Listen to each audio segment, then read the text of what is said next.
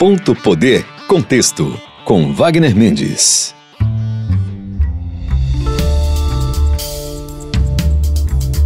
Olá, sejam muito bem-vindos e muito bem-vindas ao Ponto Poder Contexto, aqui na sua Verdinha FM 92.5 e nas plataformas de áudio. Eu sou o Wagner Mendes, editor e colunista do Ponto Poder, e hoje nós vamos falar de Ciro Gomes. Ciro Gomes, governador. Festa de aniversário de Roberto Cláudio no interior do Ceará rendeu muitas declarações. Quem está aqui comigo para comentar essas declarações e o que elas representam no mundo político aqui do Ceará é a editora do Ponto Poder e cientista política Jéssica Welman. Seja muito bem-vinda, Jéssica. Olá, Wagner. Olá, você que nos acompanha. Rapaz, quem é que essa semana não esteve falando de Ciro Gomes, hein? Uma semana animada aí pro Ciro, que saiu de 2022 muito na dele, de que não ia aparecer. Eu tô achando que ele já tá aparecendo bastante. É o assunto da semana, né? Inclusive vi aí replicando aí na imprensa nacional, em alguns programas, né, colunas aí sobre o Ciro Gomes e os movimentos dele, mas quem entende mesmo de Ciro Gomes é o Ceará, viu, Jéssica? É a imprensa cearense que acompanha todo dia, né, tem os bastidores, então fica aqui com a gente, que a gente vai trazer os bastidores desse aniversário aí movimentado do ex-prefeito Roberto Cláudio lá no município de Capistrano, e os impactos disso, né, para a campanha eleitoral de 2026, que a gente já está falando muito nela. Agora, Jéssica, começando aqui com um assunto, uma acusação, uma denúncia de Ciro Gomes, de que estariam tentando comprar o PDT, de que quando surgiu, segundo ele, né, quando surgiu toda essa movimentação aí, de que ele poderia ser candidato a governador, os poderosos de plantão, ele não disse quem eram os poderosos, mas ele disse que chamou de poderosos, estavam tentando aí comprar o PDT para impedir essa possível candidatura dele a governador do Ceará. Quero saber, Jéssica, o que é que você achou desse discurso, né, dessa denúncia do Ciro, tendo em vista que é a primeira vez que ele fala publicamente sobre essa possibilidade dele ser candidato a governador, né? O que se sabia até então era de bastidores, né, o que ele conversava aí a portas fechadas com os aliados, mas aí publicamente ele falou pela primeira vez nesse aniversário aí do Roberto Cláudio, aí repleto de nomes da oposição e de aliados aí do ex-prefeito de Fortaleza. Pois é, Wagner, duas coisas me chamaram muito a atenção nessa fala do Ciro sobre o PDT. A primeira é que é uma situação em que ele assume de fato que existe em bastidores uma possibilidade de ele ser candidato ao governo do Ceará, porque até então ele tentava colocar isso como uma coisa de aliados ali, da militância, que ele não tinha nenhum interesse, que o interesse era o Roberto Cláudio, que isso aí era um ato lisonjeiro aí dos aliados, mas dessa vez ele coloca isso como se fosse uma questão de fato na mesa. Porém, quando isso começa a tomar forma, a relação do Ciro com o PDT já estava bastante desgastada. Não me parece que esse desgaste com o partido tenha passado a acontecer depois que o nome dele veio à tona. Então fica aí essa dúvida. Ele já estava lá no PDT, cogitando essa possibilidade de retornar em 2026 candidato ao governo e candidato pelo PDT, porque isso, até então, assim, eu pelo menos nunca ouvi sendo tratado publicamente. Ou agora ele tá querendo gerar um desgaste dentro do PDT, ou enfim, né? Não sei nem tantos desgastes que esse PDT já sofreu ultimamente, inclusive por essa relação do Ciro, que seria mais uma, assim, ou, né, não dá muito para entender esse cálculo temporal, né, de como a coisa tá acontecendo. Então, tal hora ele viu que no PDT não tinha espaço, aí resolveu que não, vou realmente me desprender aqui dessa relação e vou me aproximar do ala de oposição. Mas tem muitos buracos aí nessa fala, né, vale ressaltar que o presidente estadual do PDT, o André Figueiredo, falou com a nossa repórter Luana Barros logo depois, né, de ter se tornado pública essa fala do Ciro sobre o PDT, dizendo que o partido nunca esteve à venda, ele que está na legenda há mais de 4 décadas, disse que o PDT segue a mesma ideologia, tem a mesma postura, né, e de fato, André Figueiredo tem sido o nome que tenta sustentar ainda algum protagonismo do partido sem se perder nessa crise toda envolvendo o PDT desde 2022. Jéssica, e o Carlos Lupe, né, que é o presidente nacional do partido também, deu uma declaração e ele disse o seguinte, abre aspas, o meu dileto amigo Ciro Gomes, mais do que ninguém, sabe que nosso PDT jamais estaria sendo negociado. As suas 2 candidaturas pelo PDT são uma prova inequívoca dessa minha afirmação, fecha aspas. Ele lembra aqui das candidaturas à presidência, né? As 2 candidaturas à presidência do Ciro Gomes em 2018 e 2022. E ainda dá a entender de que o partido esteve com o Ciro quando ele quis ser candidato, né? Eu entendi que um pouquinho nas entrelinhas tem, quando ele quis a gente estava com ele, não teve, né, nada de acordo. E já essa declaração do Ciro, inclusive a gente pode botar aqui, Kleber, essa declaração, esse áudio aí do Ciro sobre a história da compra, né, essa denúncia, a suposta compra aí do PDT pelos poderosos. Vamos ouvir. Eu sou vice-presidente nacional do PDT e na hora que se cogita uma possível candidatura minha para governador do estado, com relativa e generosa menção das pessoas de que eu teria condição de fazer essa disputa de forma competitiva, o que é que estão fazendo os poderosos do Ceará? Tentando comprar o meu partido. Para quê? Para me tirar o meu direito de ser candidato e não, portanto, o direito do povo de escolher. Isto também é muito grave. Eu sou homem de luta. Eu só quero informar a esses donos do poder que eu sou homem de luta. E eles podem me derrotar, mas será na luta. E você ouviu aí o nosso repórter Marcos Moreira, que esteve no local fazendo a cobertura, questionando o Ciro se ele iria para o PSDB, uma das declarações aí que ele não deu, né? Inclusive permanece aí indefinido o rumo partidário do Ciro. Agora, Jéssica, me parece que essa declaração do Ciro é um ensaio para deixar já o PDT, né? Não tem mais espaço para ele continuar no PDT.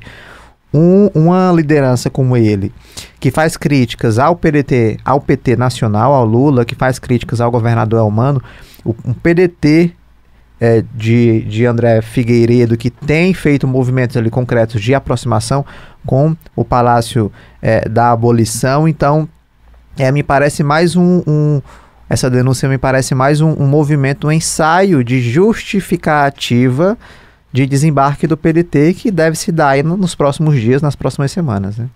Pois é, e dá uma sensação assim de que isso já está até quase começando a passar da hora, né? Até Roberto Cláudio seguiu um rumo, saindo do PDT, anunciando que deve aí se filiar à União Brasil e, né, nesse caso vai integrar a Federação União Progressistas, e o Ciro segue estando no PDT, mas sendo um gerador de desgaste nas alianças do PDT, tanto nacional como estadual, porque o PDT segue na base do governo Lula, e aqui no estado, então, nem se fala o quanto o PDT é próximo do governo do estado, apesar de ter os deputados que ainda não deixaram a legenda na Assembleia Legislativa, mas, assim, hoje é praticamente um detalhe nessa articulação, e na capital, o PDT está na base do governo Evandro.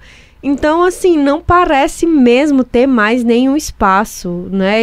E nem declarações dos líderes do partido hoje de que estão tentando brigar pela permanência do Ciro também. Então, acho que é questão de dias.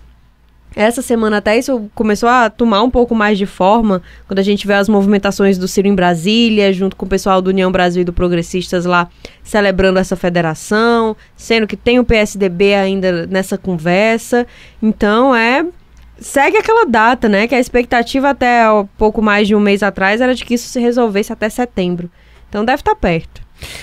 E em meio a essa declaração, Jéssica, de que dessa possibilidade dele ser candidato, ele também, em fala, né, ele fez um discurso ali para os aliados, né, não foi numa coletiva de imprensa, foi em fala aos aliados. Ele disse, olha, ele fez ali um discurso dúbio, Por mais que ele tenha dito, olha, se vocês querem que eu encare esse desafio, eu vou encarar. Mas ao mesmo tempo ele disse, olha, mas temos muitos quadros aqui, né? Inclusive mais jovens do que eu, com mais disposição. Eu posso apoiar ali de diversas formas, não sendo candidato diretamente. Inclusive a gente tem esse áudio. Vamos colocar, Kleber, aí para o nosso ouvinte ouvir esse discurso aí que o Ciro fez para os aliados lá no aniversário do Roberto Cláudio. O que é a condição do Ceará? Qual é o governo que o Ceará precisa? Qual é o rumo estratégico para a economia? Como é que nós vamos consertar as coisas da saúde, da educação, do enfrentamento da violência, das facções criminosas? Aí a vitória é farta e generosa. E não precisa chamar um camarada mais velho, cheio de cicatrizes como eu.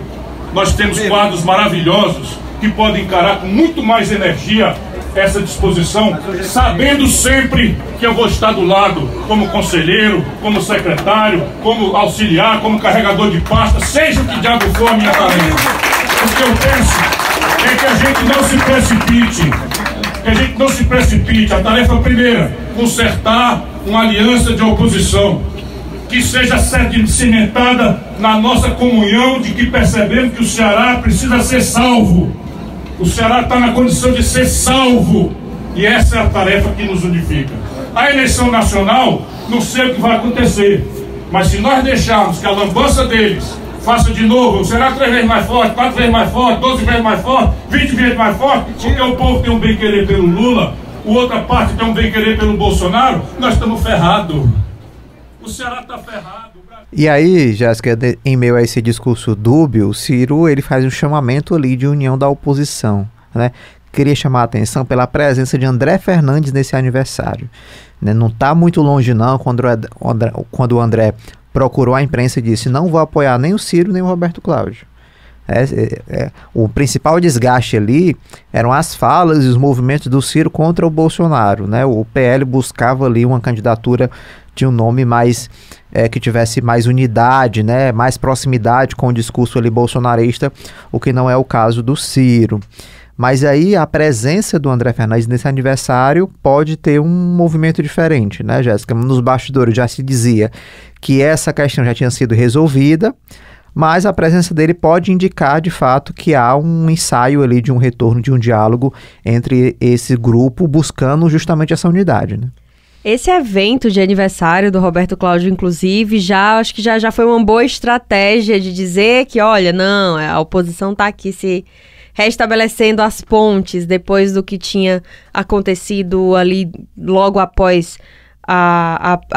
o episódio da Polícia Federal contra o Bolsonaro, em que o Ciro fez as críticas, enfim, né? Acabou desandando um pouco ali do projeto que eles estavam querendo apresentar para as pessoas até ali. E esse aniversário vem como um apaziguador, de certa forma, né? Até onde a gente tem as informações, que o nosso repórter Marcos Moreira acompanhou por lá, não houve um longo período de convivência entre o Ciro e o André Fernandes lá na festa. Pouco depois de o Ciro ter chegado, o André Fernandes já estava de saída, já foi embora. Tanto que o Marcos só conseguiu conversar com o André Fernandes muito rapidamente, já dentro do carro. Mas André Fernandes estava lá prestigiando a festa de Roberto Cláudio e, né, de certa forma, cruzou ali com o Ciro. Então, já vem esse sinal de que a conversa está sendo restabelecida. E quando o Ciro fala, não se precipite, eu acho que é até um recado nesse sentido, porque a declaração do André Fernandes de que não apoiaria nem Ciro Gomes, nem Roberto Cláudio ao governo, ela veio muito imediatamente após o vídeo do Ciro criticando o Bolsonaro circular. Os aliados não tinham nenhuma informação sobre isso, então claramente uma declaração precipitada. Que quando a gente escuta o Ciro falando nessa fala que a gente acabou de ouvir, ele tenta pregar uma lógica de união estadual, de prioridade estadual, em detrimento das divergências nacionais. Não sei se isso acontece. Não é tão simples, né, Jéssica? Porque não é tão simples. Não é tão simples, até porque a questão, os bolsonaristas aqui do Ceará, eles são muito ligados à questão nacional, né? Tem todo esse movimento. O Carmelo querendo mudar o nome da Assembleia Legislativa, é o André Fernandes fazendo críticas diretas ao Alexandre de Moraes pelas decisões que prejudicam o ex-presidente Jair Bolsonaro. Então, e tem inclusive, em um dos trechos do discurso, o Ciro diz exatamente o seguinte: olha, não vamos deixar que acontecer o que aconteceu em 2022, do Ceará 3 vezes mais forte, dessa aliança do Lula, do Bolsonaro, essa presença, né, esse casamento aí de campanhas do local e do nacional, né, o voto casado, né, que a gente conhece tão bem. Então ele tentou refutar essa questão, mas é até difícil de refutar isso, porque é estratégia de campanha, né? Se você vota num candidato a presidente, se o candidato a governador é do mesmo partido, vai ter o voto casado, né? Então, assim, a não ser que seja uma estratégia de recuperar, né, a imagem, né, de algum candidato, ou não atrelar a alguma imagem que possa prejudicar a candidatura. Mas, caso contrário, é estratégia de campanha. Não tem como fugir. Se a gente lembrar bem de 2022, um dos pontos que circulava muito nos bastidores para aquela divergência entre a candidatura de Isolda Sela ou de Roberto Cláudio ao governo do estado pelo grupo, um dos pontos que estava na mesa era o palanque nacional.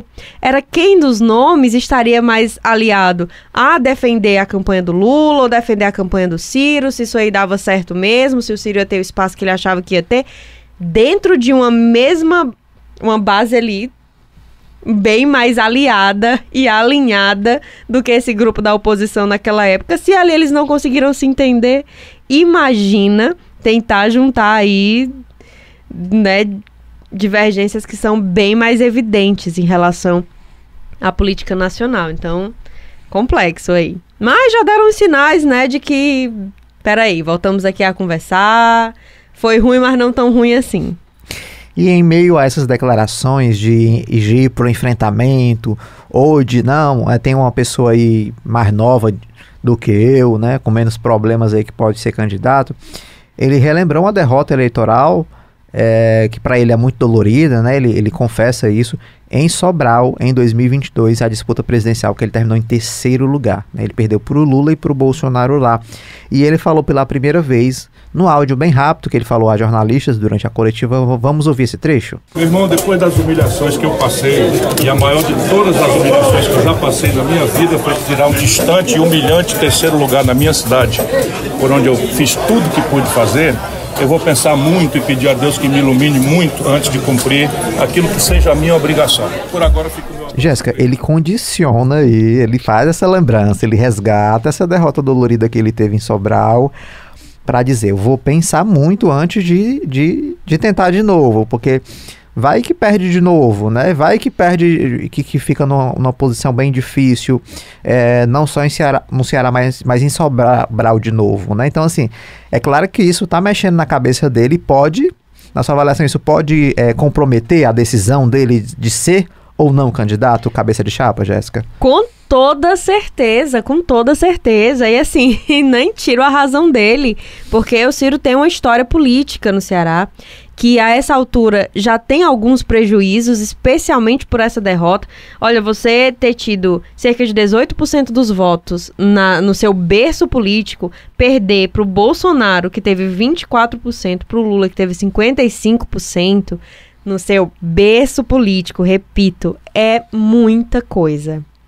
Então, o Ciro tem um outro ponto também que ele sabe qual é a estratégia do grupo governista. Ele até pouco tempo atrás, ele era um dos articuladores dos planos de campanha do grupo governista aqui no Ceará. Ele sabe a força que é você ter prefeitos, você ter muitos deputados, ele sabe a força da máquina, a força do grupo. Então, ele por mais que ele esteja lá tentando animar esse grupo de oposição, cobrando essa união, mas ele sabe muito bem que essa batalha é dura, porque ele vem de lá. Ele viu como foi a campanha do Roberto Cláudio também ficando em 3º lugar na disputa pelo governo do estado. Não é pouca coisa, e acho que isso certamente... E tem muito chão pela frente, tem muitos meses ainda. vão ficar analisando campanha, esperando o desempenho para poder bater esse martelo. Acho que o Ciro vai ficar nesse voo no voo até algum tempo ainda. E meu povo, Ciro tem muito o que falar. Na semana passada a gente já trouxe aqui o assunto Ciro Gomes, essa possibilidade de definição, né, do rumo partidário que ele vai decidir aí nos próximos dias. A questão partidária ainda não foi resolvida, então certamente o assunto Ciro Gomes continuará sendo pauta aqui no Ponto Poder Contexto. Jéssica Welma, muito obrigado aí pela participação hoje. Wagner Mendes, sempre uma alegria. Olha, a gente vai para o intervalo, mas a gente volta com o assunto Ciro Gomes ainda. A gente vai trazer aqui o repórter Marcos Moreira. O Marcos esteve lá presente no aniversário do ex-prefeito Roberto Cláudio em Capistrano e ele vai trazer todos os bastidores para vocês. Até já.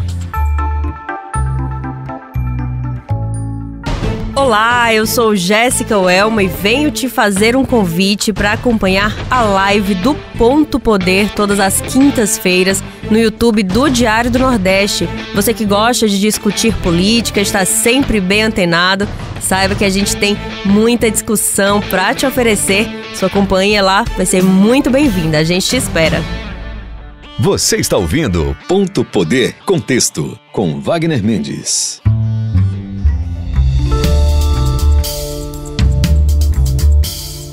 Estamos de volta com o Ponto Poder Contexto. Vamos receber o repórter do Ponto Poder, Marcos Moreira, que esteve nesse aniversário do ex-prefeito Roberto Cláudio e conversou com um grupo de oposição no Ceará.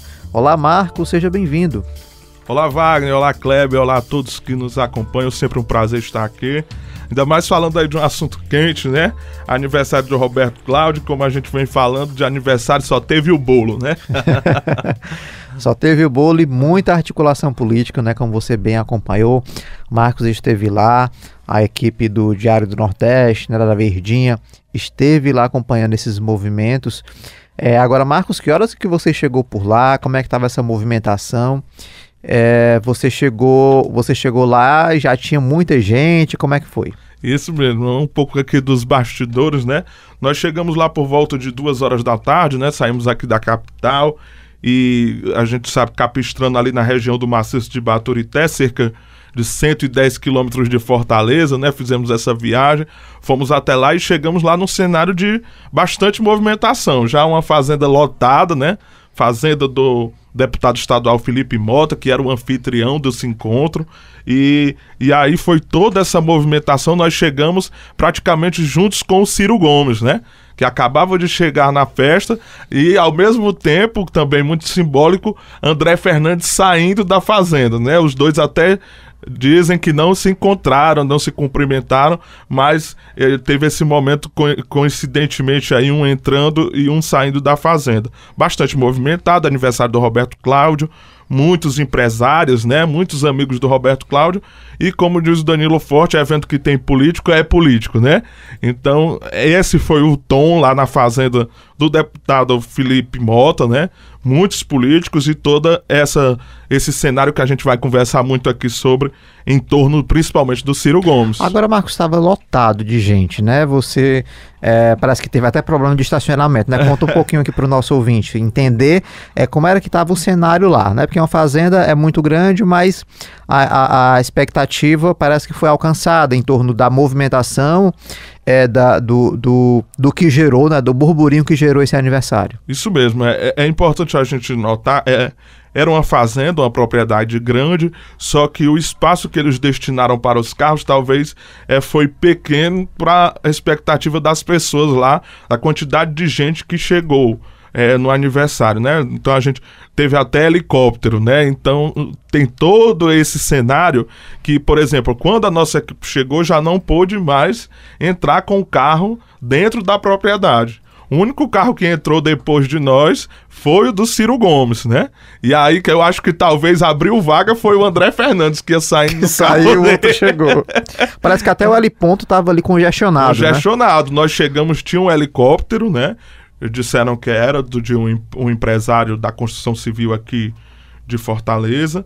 E quando ele saiu por volta de 3, 4 horas da tarde, com menos de 10 minutos desceu outro helicóptero. Então acho que talvez estava ali na região esperando a vaga para descer o helicóptero. A torre ali de controle devia estar com muito trabalho, né? De administrar essa zona aérea aí, lá de Capistrano. Sim. Agora, o Roberto Cláudio deu uma entrevista, a gente inclusive tem um áudio aí da fala do Roberto Cláudio, sintetizando aí o que aconteceu aí na semana passada, na sexta-feira. Vamos ouvir. Primeiro é um dia de felicidade, celebrar a vida, 50 anos de vida, cercado da minha família, dos meus amigos, da minha vida, diferentes momentos dela, mas cercado também da política, né? Alguém perguntou qual era o cardápio, se era panelada, se era pastel, eu disse também, mas vai ter o cardápio principal, vai ser mesmo política também, porque estou cercado aqui de aliados e amigos de diferentes partidos, o meu, de partidos que eu fui filiado, de partidos que eu estou indo ser filiado e de partidos novos como o Avante, o PL, enfim, muita gente de peso eleitoral passou por aqui hoje, ou está por aqui hoje, como o ex-candidato a prefeito André Fernandes, deputados federais, deputados estaduais, prefeitos do interior do estado do Ceará, candidatos a prefeitos, e o nosso queridíssimo Ciro Gomes, que é um ponto de referência, e junto com o Tasso, um ponto de mudança na história política do Ceará. Foi quem... Tá aí o Roberto Cláudio dando o tom, né? Dizendo o aniversário aqui, mas também é mais do que um aniversário, né? Uma reunião da oposição. Marcos Moreira, quem é que estava por lá, né? Assim, entre os principais nomes aí que movimentam a oposição, né? Ao governo do Eumano de Freitas aqui no Ceará. A gente pode destacar aí a grande presença do Ciro Gomes, que era o grande protagonista aí do aniversário, né? Ao lado do Roberto Cláudio, ex-prefeito de Fortaleza, mas nós tínhamos aí toda essa bancada que articula o café da oposição da Assembleia, e que representada aí pelo anfitrião Felipe Mota, mas também Sargento Reginaldo, Cláudio Pinho, Lucinildo Frota, Antônio Henrique, Alcides Fernandes, junto com o André Fernandes, né? Todos esses deputados estaduais, o André Fernandes, deputado federal, também tinha o prefeito de Iguatu, Roberto Filho, e várias lideranças que a gente pôde perceber do interior do estado, né? Como vereadores e até candidatos a prefeitos que foram derrotados, como foi o caso lá do doutor Aloísio, né? Do interior do estado, na região do Cariri. Então tudo isso a gente acompanhou lá, a movimentação dessas grandes figuras em torno, principalmente, repito, do Ciro Gomes, né, que era a grande expectativa lá do evento, esse momento tanto dele discursar, né, de ouvi-lo como esse possível candidato ao governo, né, e também o aniversário do Roberto Cláudio completando 50 anos, né. Agora, Marcos, o aniversário era do Roberto Cláudio, né? Mas o protagonismo todo foi do Ciro Gomes, foi o que você acompanhou por lá.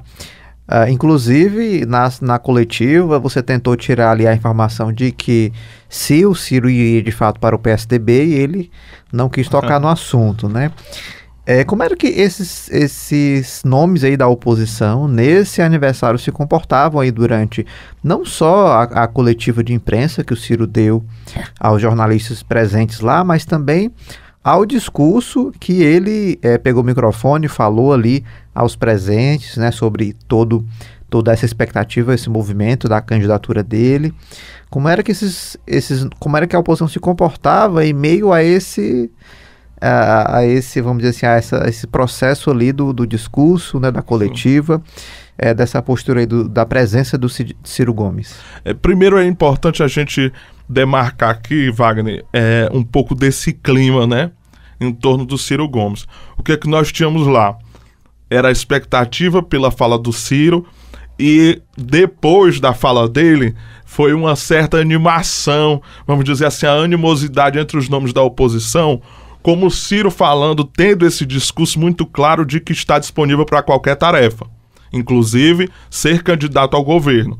Então isso, de certa forma, animou a oposição lá, até mesmo com esse discurso de união, e que também o nome dessa união pode ser o Ciro Gomes.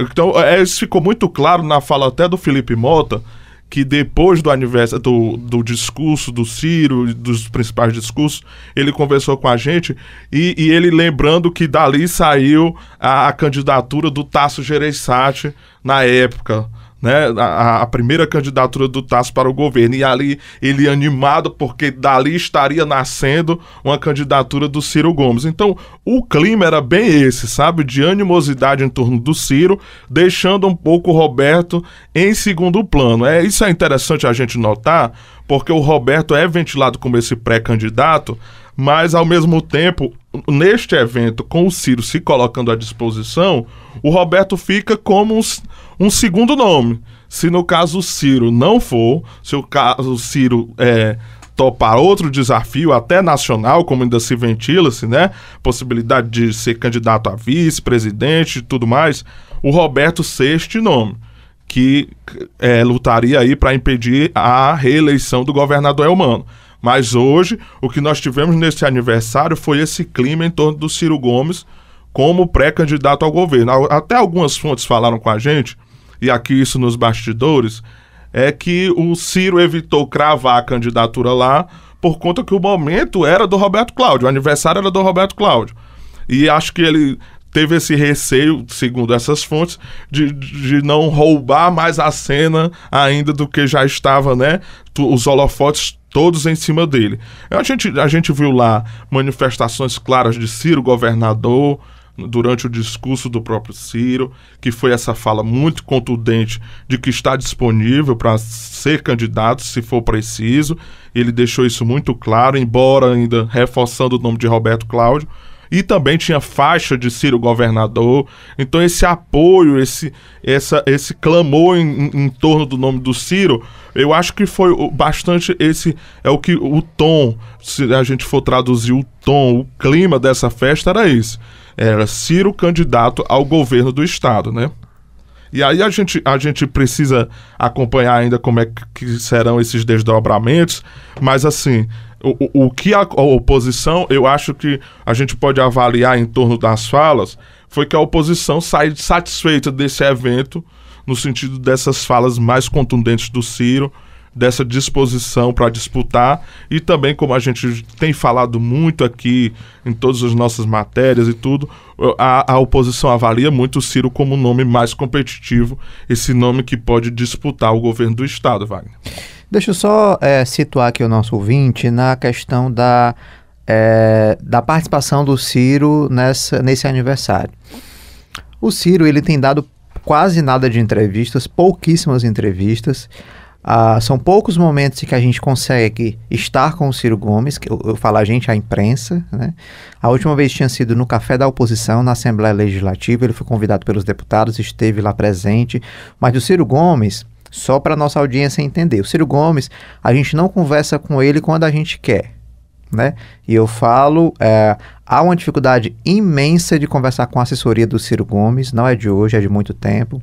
Essa relação de imprensa com o Ciro, ela é muito bloqueada, há um bloqueio muito grande. Então, assim, viajar para Capistrano para acompanhar um evento do Ciro é um momento importante do ponto de vista dessa questão da pré-candidatura dele ao governo do estado, e para mostrar também e trazer também para o nosso ouvinte, para o nosso leitor, como está a cabeça do Ciro Gomes de tempos em tempos, né? que é sempre uma grande surpresa. Até um ponto, Wagner, só para destacar, o último encontro da oposição que o Ciro esteve, ele esteve na Assembleia, mas ele também esteve naquele encontro com o senador Tasso Gereissati.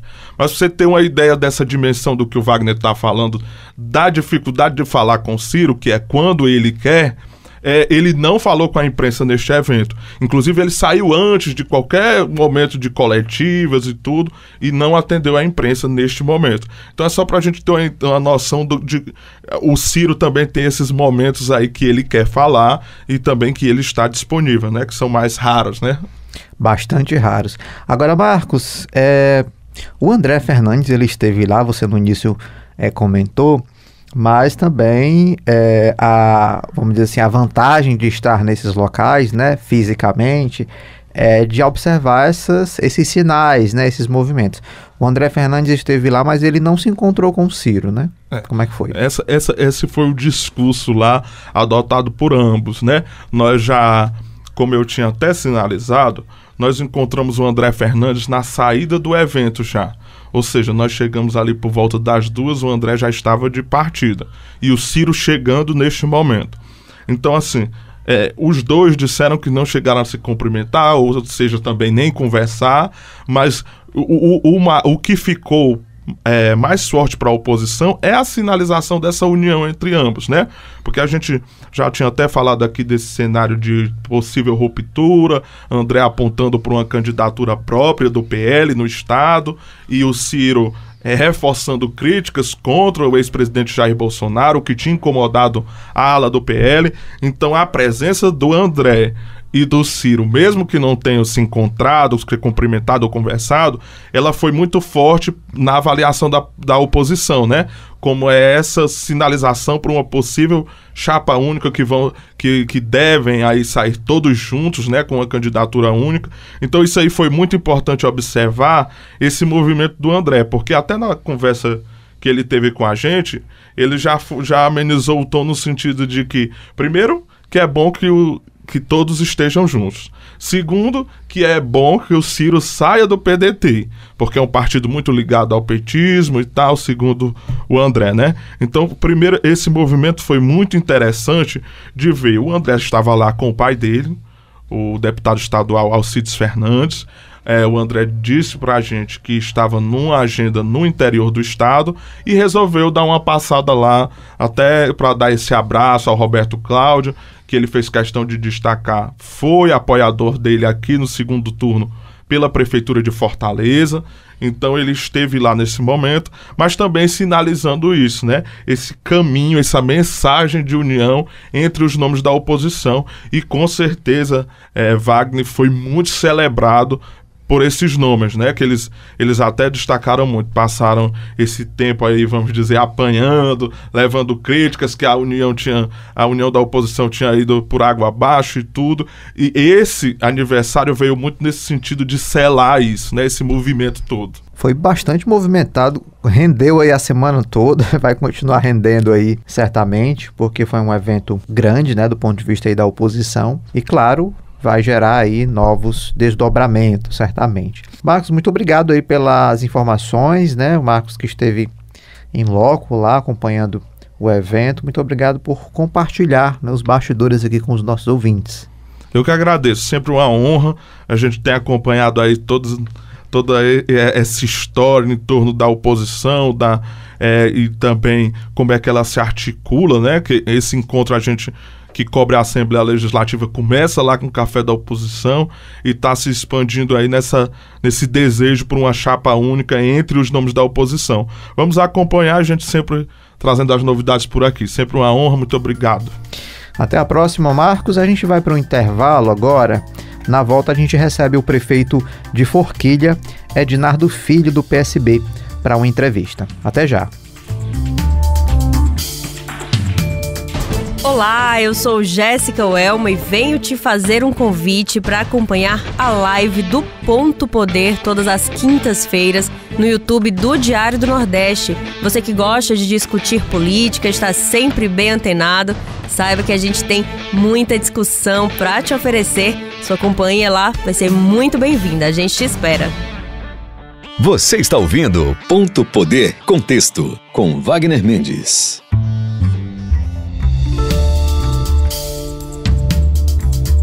Estamos de volta com o Ponto Poder Contexto. Estamos recebendo aqui nos estúdios da Verdinha o prefeito de Forquilha, Ednardo Filho, do PSB. Prefeito, seja muito bem-vindo ao Ponto Poder Contexto, aqui é uma alegria recebê-lo. Obrigado, Wagner, pelo espaço aqui, de poder estar aqui na Verdinha falando com toda a população cearense, falar um pouco, conversar, falar do nosso município de Forquilha e mostrar o que a gente tem de bom, o que a gente tem feito no nosso município de Forquilha para todo o povo cearense. O professor está no segundo mandato, né? Foi reeleito aí na última eleição. Queria saber como é que está a gestão, né, nesse início de segundo mandato, e quais são as prioridades, né? E a maior prioridade que o senhor tem aí para entregar aí aos forquilhenses nesses próximos 4 anos, né? A gente está no início aí desse segundo mandato.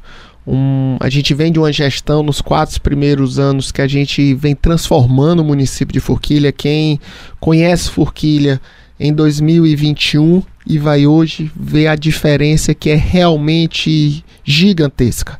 A gente somos conhecidos como uma gestão transformadora, uma gestão que transformou o município de Forquilha em tão pouco tempo. Não é à toa que a população me tornou o prefeito mais votado de toda a história do município nesse último ano, nas eleições que a gente teve. E o desafio é muito grande, a gente conhecer, continuar essa luta, essa transformação. Eu gosto de brincar que chegar no topo é até fácil, agora se manter lá, então esse é o nosso maior desafio, de transformar realmente a vida do povo forquilense. E para isso a gente já agiu em várias as áreas.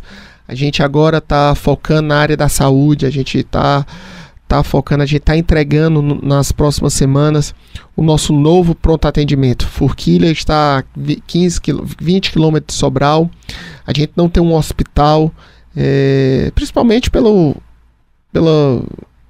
recurso de manter, mas a gente fez agora um novo pronto atendimento que é tipo uma UPA, uma grande UPA, toda moderna, com a sala de estabilização moderna, com o centro de parto normal. Qual a capacidade de atendimento, prefeito? Parto humanizado. A gente tem lá hoje uma sala de estabilização, se eu não me engano, são com 8 leitos de estabilização, com todos os equipamentos de estabilização, tá? Temos duas enfermarias, 2 grandes enfermarias que, se eu não me engano, cada uma com 4 disponibilidade, consultórios, centro de parto, espaço para o consultório médico. Enfim, lá o que é a nossa política? Estabiliza, vê o que é e manda para Sobral, para Santa Casa, para o regional, para o Hospital do Coração. Essa é a logística que a gente tem feito, um trabalho que a gente aprimorou. A logística de envio para Sobral, que é isso que a gente faz. Não adianta a gente querer ter um atendimento mais especializado no município, se o município pequeno não consegue ofertar à população. Então a gente quer fazer o que a gente consegue da melhor maneira para que a pessoa seja atendida. Veja lá, se realmente for algo mais complexo, a gente manda para Sobral.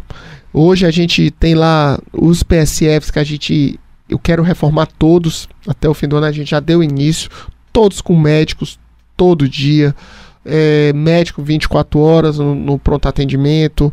Esse é o cuidado que a gente tem com a saúde do nosso município, quantidade de ambulâncias que a gente tem lá, que é justamente essa logística que eu digo, é gigante. Eu recebi o município com uma ambulância, hoje, se eu não me engano, a gente tem 10 do município, com 2 semi-UTIs, com uma 4x4, na época do inverno, a gente conseguir chegar em todas as localidades.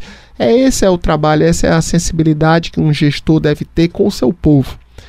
Paralelo a isso, a saúde, eu gosto de dizer que o nosso carro-chefe lógico, a saúde é prioridade, mas eu tenho 2 pilares, que é a saúde e a educação. Então, a educação, a gente vem obtendo resultados nunca conseguidos no nosso município nos últimos anos. Todas as avaliações externas, a gente tem alcançado resultados realmente muito significantes, sendo referência no estado, na Zona Norte principalmente. Para você ter uma ideia, hoje a gente tem 4 grandes obras de escola no nosso município. A gente está reformando 3 escolas, reformando e ampliando, escolas grandes do município. Nós estamos climatizando 100% todas, estamos botando refeitórios, vestiários, tudo para deixar elas 100% em tempo integral. Eu tenho um compromisso com a população de, até o fim do meu mandato, a gente ter todas as escolas do município 100% em tempo integral. A gente já tem 2, que foi uma, a gente já não era em tempo integral de verdade, mas a gente colocou, mas a estrutura já era boa. Aí a gente reformou outra, que está 100% também em tempo integral. A gente está na 3ª, que está concluindo também, que já vai. Aí a gente já deu início a mais 2 reformas e ampliação. Paralelo a isso, a gente tem a construção de novas. A gente tem a construção de uma nova escola de ensino médio em tempo integral, uma obra de 10 milhões e meio de reais que está em execução. Demos início na última semana a uma nova creche no município, também toda no padrão FNDE, uma obra de 5 milhões e 300, que, se eu não me engano, que também está em execução. A gente tem uma UBS, uma nova UBS também em obras, também em construção. É isso que a gente vai fazer, é isso que a gente vai continuar fazendo, realmente é transformando, é fazendo obras estruturantes para que a gente possa realmente deixar um legado na vida do povo forquilense. Prefeito, o senhor falou aí de município pequeno, né? E os municípios pequenos precisam de parceria. Até os grandes precisam, imagina os pequenos. Como é que está essa relação do senhor com o governador, Eumano de Freitas, e também com os parlamentares, né? A gente fala muito de emendas parlamentares que são importantíssimas, principalmente para a saúde, investimento Se não fosse em o saúde. Tava... Exatamente. Como é que estão essas parcerias, prefeito? Não, eu tenho a sorte de ter um parceiro de primeira hora como é o governador Eumano. Eu gosto de dizer que o governador, o que ele me prometeu até hoje, ele cumpriu. O que ele prometeu ao povo forquilense, né, no caso, ele cumpriu. Eu sou muito grato ao governador. E são obras grandes, são obras estruturantes que ele chegou junto, como é a rodoviária do município, como é a base do raio do município, como é uma grande obra, uma estrada que liga a sede do município ao nosso maior distrito. 11 quilômetros ele fez uma estrada.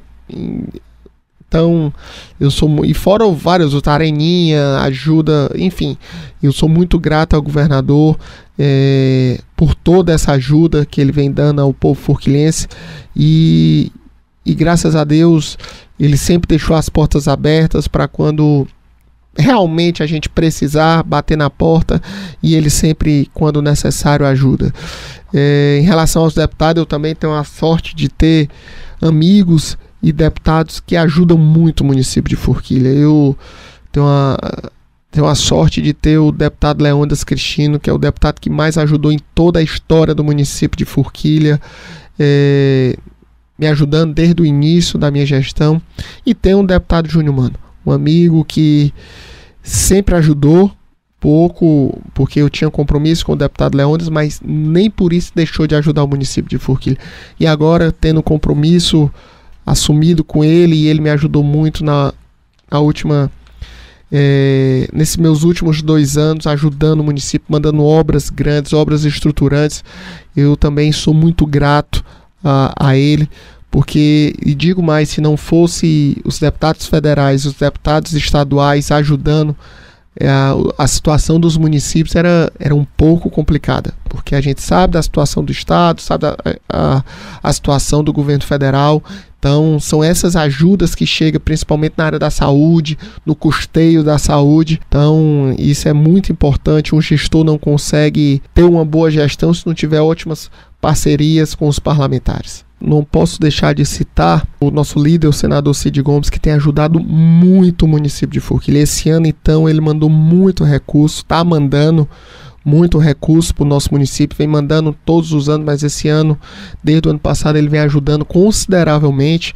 Sou muito grato ao senador Cid por tê-lo como, e tenho a alegria de tê-lo como líder, como conselheiro, como amigo, e agora, mais do que nunca, como um grande apoiador do município de Forquilha. Então, sou muito grato àquele que se não for o maior, para mim está entre os dois. São ele e o senador, ex-governador Tasso Gereissati, são governadores que transformaram o nosso estado. E então, eu tenho também essa gratidão ao senador Cid por essa ajuda. Estamos conversando com o prefeito de Forquilha, Ednardo Filho. Prefeito, o senhor é presidente do consórcio de resíduos sólidos da região metropolitana de Sobral, né, que é composto aí por 19 municípios. Quais são as principais ações desse consórcio, né? O que é que se pode fazer? Quais são os maiores desafios nesse momento? Em relação ao consórcio, a gente está aí na presidência do consórcio de resíduos sólidos. São 19 municípios consorciados, e a gente vem fazendo um trabalho muito bacana, um trabalho dando continuidade ao trabalho que o ex-prefeito Ivo Gomes deu como presidente do consórcio de resíduo sólido. A gente vem fazendo um trabalho belíssimo. Um trabalho que esse ano a gente conseguiu ter os melhores resultados dos municípios no IQM ecológico. Isso é graças à mentalidade que os gestores, os prefeitos estão tendo com essa pauta, que é uma pauta que a cada mês cresce, a cada ano cresce mais ainda, que a gente tem que estar atento, a gente tem que se preocupar com ela. E lá no consórcio toda a equipe vem fazendo um trabalho fenomenal. E isso é fruto de um trabalho que a gente pegou andando e a gente manteve a metodologia e fazendo um pouco do nosso jeito, mas vem dando certo, em parceria, buscar aproximar os municípios ao consórcio. Então é isso que a gente vem fazendo, e os resultados, quando a gente trabalha com seriedade, com comprometimento, em busca da melhoria para o povo, o resultado aparece. E essa última avaliação que a gente recebeu nas últimas semanas é a prova disso, que a gente realmente está fazendo um trabalho no caminho certo. Prefeito, só para o nosso ouvinte entender um pouco das ações de consórcio. Muito se fala em consórcio, mas às vezes a gente precisa até mostrar, né, o que é que acontece, ou quais são os impactos desses consórcios na rotina, né, no dia a dia da população. Falando especificamente desse consórcio que o senhor preside, quais são os impactos diretos, né, indiretos, que a população ela pode identificar ali no dia a dia dela? O primeiro é o fechamento do lixão, propriamente dito, em cada município, né? Hoje, por exemplo, Forquilha hoje não tem um lixão, 100% do seu resíduo é depositado no consórcio. Então, e isso, os outros municípios também, o Ministério Público tem cobrado, principalmente na região norte, que é onde tem o consórcio funcionando a todo vapor, um consórcio que é referência, não só no estado, mas em todo o Brasil, nosso consórcio é referência. Então, o Ministério Público tem forçado aos municípios da macro-região de Sobral serem consorciados do consórcio para que depositem o seu resíduo lá. E o benefício da população é não ter mais aquele lixão, aquele resíduo sólido lá no seu município, lixo hospitalar também. Isso tudo causa doenças, né, prefeito? Tudo. Você não sabe isso é uma pauta que envolve a saúde, envolve tudo, e você não sabe o benefício que tem a gente não ter isso dentro do nosso município. Quem conhece Forquilha, o lixão era muito próximo ao nosso município. Então, graças a Deus, foi fechado literalmente e é colocado tudo lá no consórcio. Prefeito, a gente falou aqui de saúde, né? Mas também é uma questão de meio ambiente. Queria só dizer que o consórcio não é só a gente falar de consórcio, de pessoas se juntarem para. A gente tem uma estrutura grande, que a gente tem um gigantesco aterro sanitário mesmo lá nas instalações do nosso consórcio. A gente tem um equipamento para a gente poder receber lixo hospitalar. Não é todo canto que a gente pode descartar lixo hospitalar, e lá a gente tem todo o material adequado, os maquinários adequados para receber lixo hospitalar. A gente tem lá também o espaço e todo o equipamento para a gente receber resto de obra da construção civil. Então lá é por completo realmente o local adequado para todos os tipos de resíduo. Prefeito, falando um pouquinho de meio ambiente, né? A gente falou aqui que envolve também algumas ações do consórcio. Forquilha transformou a iluminação pública 100% em LED, né? O que é que isso significa para a cidade? Quais são os impactos, né? A gente fomos o primeiro município no estado do Ceará a ter 100% do parque de iluminação pública em LED. Fomos o primeiro no estado do Ceará a fazer uma PPP, uma parceria pública-privada, na concessão do parque de iluminação pública. O ganho é impressionante. A gente, no início da nossa gestão, todo o parque ainda era de responsabilidade da prefeitura, ainda era aquelas lâmpadas a vapor. A gente trocava num dia, com 3 dias estava queimada, bastava uma chuva, eram as reclamações das ruas escuras. E desde que a gente trocou, desde que a gente fez essa parceria, é impressionante a satisfação do povo e a mudança. Você vê as ruas mais claras, isso dá muito mais segurança. A manutenção é praticamente zero. E é de verdade praticamente zero. A gente, se eu não me engano, 80% das lâmpadas estão desde a instalação em 2022. Então é isso que acaba economizando não também. Não muito. Né? Economiza. Você tem uma questão de segurança que são todas as ruas mais claras, tanto na sede como no sertão. É a população, o serviço à população não ter aquela demora por falta de trocar as lâmpadas e tudo. Então é um benefício imaginável. Eu gosto de dizer que é um dos grandes feitos da nossa gestão, realmente foi a troca de 100% da iluminação do município por LED. Prefeito, queria que o senhor comentasse sobre o Festival de Quadrilha da cidade, né? Isso acaba também girando a economia, além da questão cultural, né? Mas também gera a economia e isso, de certa forma, ajuda, né, a cidade, porque a gente fala aqui de cidade pequena, tem dificuldade de arrecadação também, então alguns eventos ali culturais também podem ajudar nesse sentido, né? Com certeza, e o São João é tradição nossa. Forquilha sempre teve uma tradição pelos festivais de quadrilha, criado pelo ex-prefeito, aquele que para mim é o maior da história, que é o ex-prefeito Pitbull. Ele criou, foi passado um tempo, não foi descontinuado, mas não pela grandeza que a gente, quando assumiu, tornou. Realmente a gente elevou o patamar de festival de quadrilha, digo e com toda humildade, não só de Forquilha, mas de toda a região norte. Eu digo que Forquilha, junto com o Uruoca, com o prefeito Kennedy, com o Aníbal de Grande, a gente realmente elevou o nível de festival de quadrilha de toda a Zona Norte e incentivando prefeitos a fazerem a mesma coisa. E hoje toda a Zona Norte faz belíssimos eventos juninos. Então eu gosto de dizer isso, que a gente foi responsável. E o de Forquilha, sem dúvida, para mim é o melhor e o maior da região. Não é o maior em número de gente, porque Sobral, mas em todos os aspectos, nas atrações, na cidade cenográfica, que é belíssima. Esse ano eu desconheço uma mais bonita do que foi Forquilha. A grade completa de atração, esse ano foram dois dias para arrombar. Então é impressionante. E consequência disso são o comércio local, principalmente. Ao invés da gente levar o forquilhense para gastar o dinheiro fora, a gente traz o pessoal de fora para gastar o dinheiro em Forquilha. Todos os salões de beleza, 3 meses antes, estavam todos lotados. Manicure, cabeleireiro, pousadas, então nem se fala. Pousadas e hotel de Forquilha não tinha mais. Então é isso que faz. Os bares passam um mês ali em torno, desde que quando a gente começa a montar, que a gente monta literalmente uma cidade, a gente faz uma cidade cenográfica, e isso aquece, é o pessoal todo dia indo lá ver como é que tá.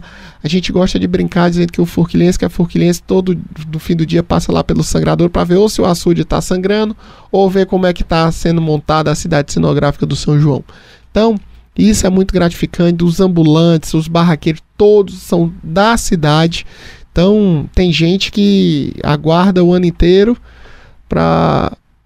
pelo festival, porque ganha uma renda extra impressionante. E a gente, como gestor, a gente tem a obrigação de fazer isso também.